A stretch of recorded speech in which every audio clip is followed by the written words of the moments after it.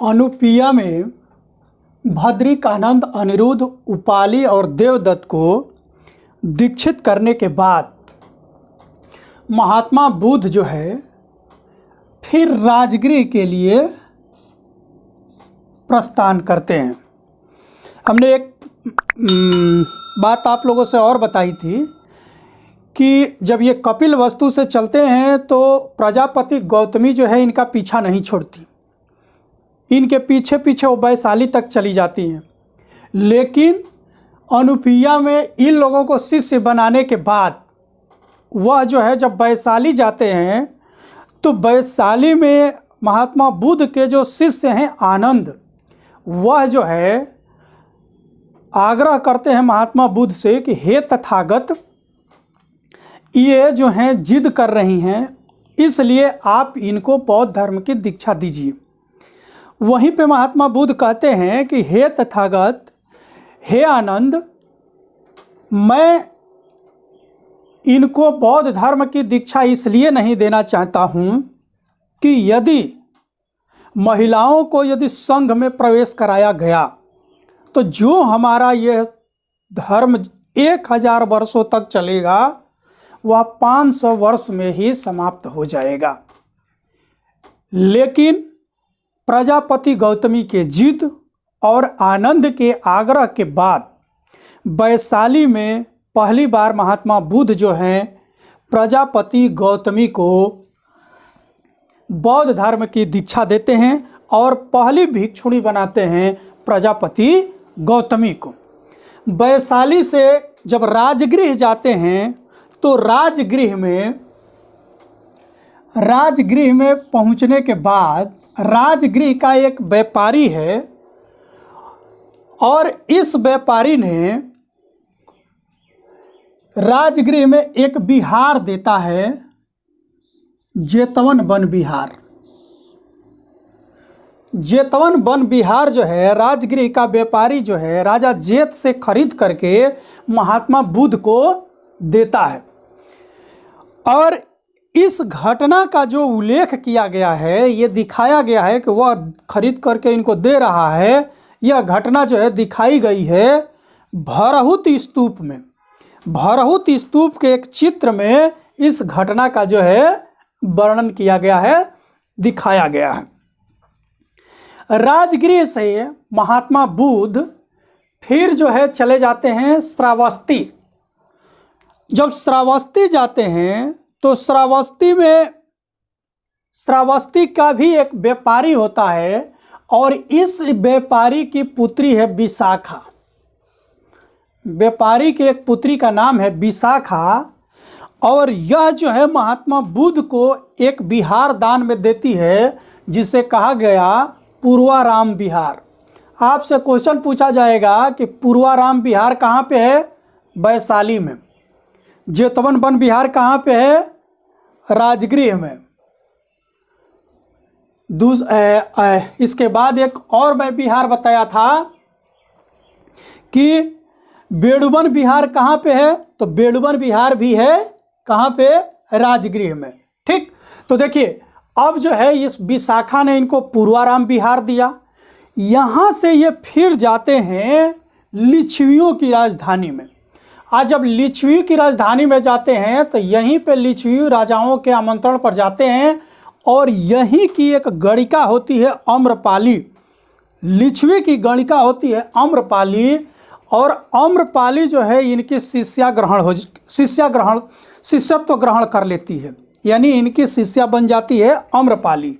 और आम्रपाली भी महात्मा बुद्ध को एक विहार जो है दान करती है जिसे आम्रपाली वन विहार कहा गया। तो आम्रपाली वन विहार जो है लिच्छवी में था, लिच्छवी राज्य में था और यह जो है गणिका है इनकी शिष्य बनती है और आम्रपाली वन विहार जो है दान में देती है। इसके बाद महात्मा बुद्ध जो है कौशाम्बी जाते हैं। 9वें वर्षावास अपने बिताते हैं यहीं पे। अपने वर्षा, देखिए बौद्धों में क्या होता था कि ये वर्षा के समय में बिहारों में ही रहते थे। ये लोग बाहर जा कर के भिक्षा नहीं मांगते थे, बिहारों में रहते थे। तो अपने 9वें वर्षावास को बिताते हैं कहाँ पे? ये कौशाम्बी में। और कौशाम्बी के राजा वत्सराज थे। इन्हीं का एक मंत्री है जिसका नाम है उदयन।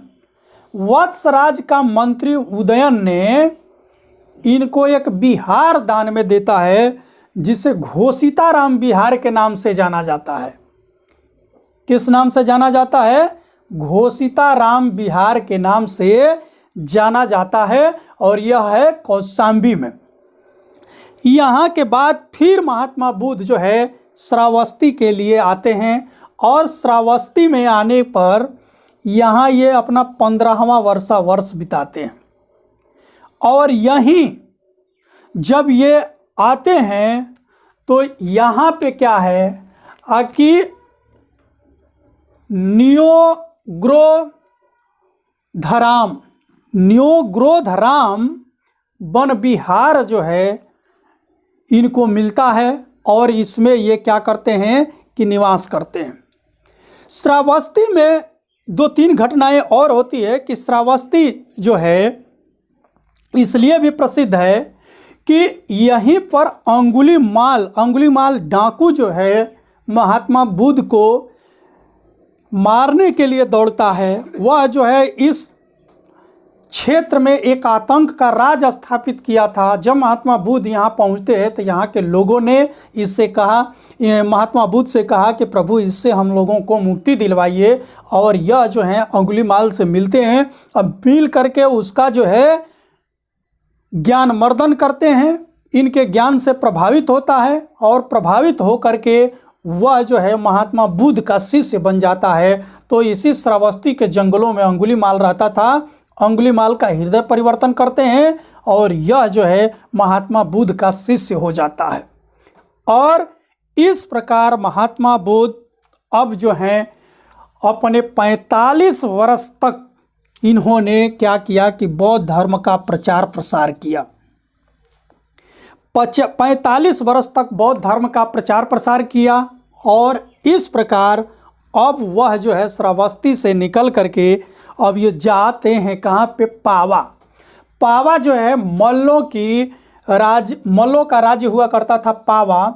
और जब ये पावा में जाते हैं तो इस समय जो समय है, इस साल इसका समय है, इस क्षेत्र में जब पहुंचते हैं तो ये 80 साल के हो गए होते हैं।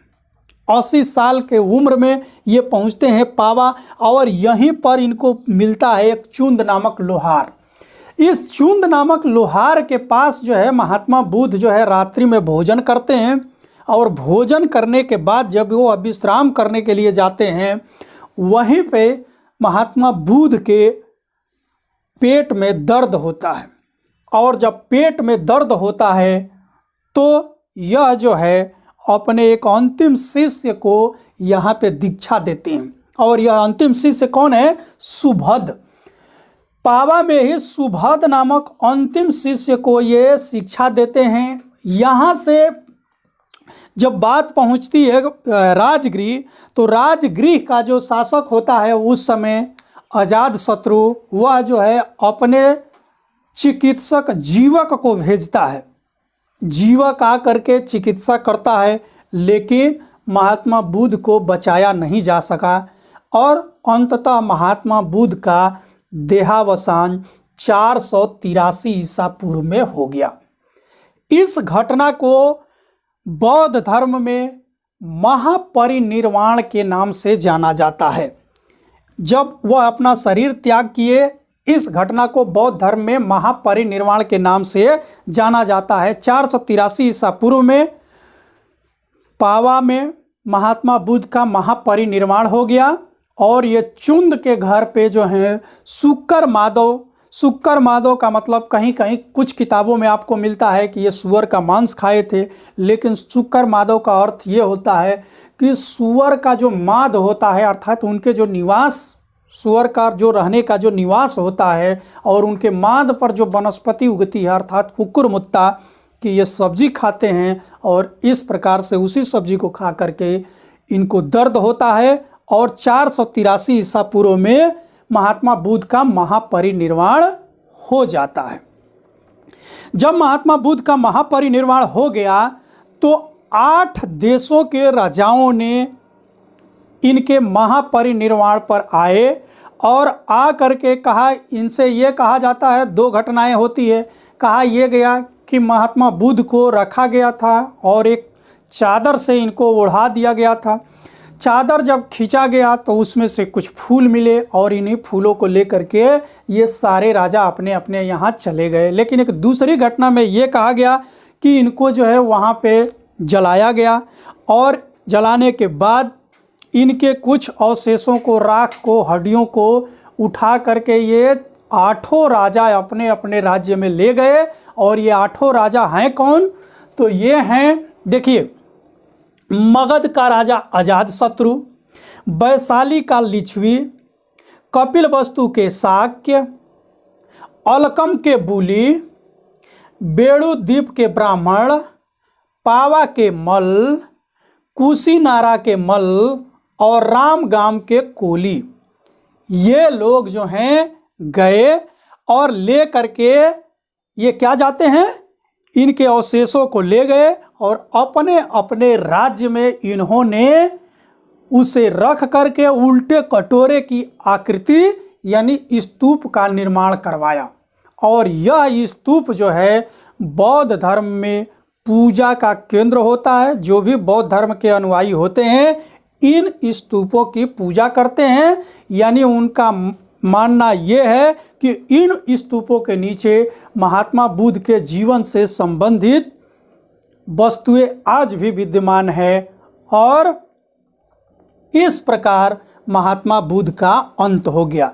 तो महात्मा बुद्ध के जीवन से संबंधित जब वो गृह त्याग किए उस घटना को महाभिनिष्क्रमण कहा जाता है। जब उनको ज्ञान प्राप्त हुआ तो उसको बोधि कहते हैं।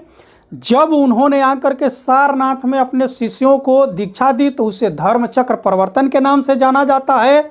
और जब उनका देहांत हो गया, देहावसान हुआ, उस घटना को बौद्ध धर्म में महापरिनिर्वाण के नाम से जाना जाता है।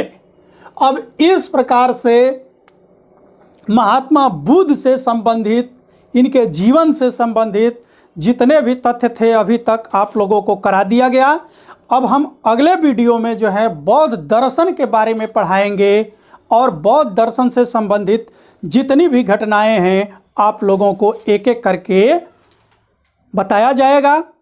तो हमें आशा है कि आप लोगों को ये लेक्चर अच्छा लगा होगा। यदि आप लोगों को हमारा ये लेक्चर अच्छा लगा हो, जो भी यूजीसी के छात्र हों, टीजीटी पीजीटी के छात्र हों या यूपीपीसीएस या यूपीएससी के छात्र हों, वह लोग यदि इस वीडियो को देखें तो आप लोग इसे लाइक करें, शेयर करें, सब्सक्राइब जरूर करें और हाँ, इस बेल आइकन को भी दबाएं जिससे कि आप लोगों को जब भी हमारी क्लास की कोई नई वीडियो आए तो आप लोगों को नोटिफिकेशन मिल जाए।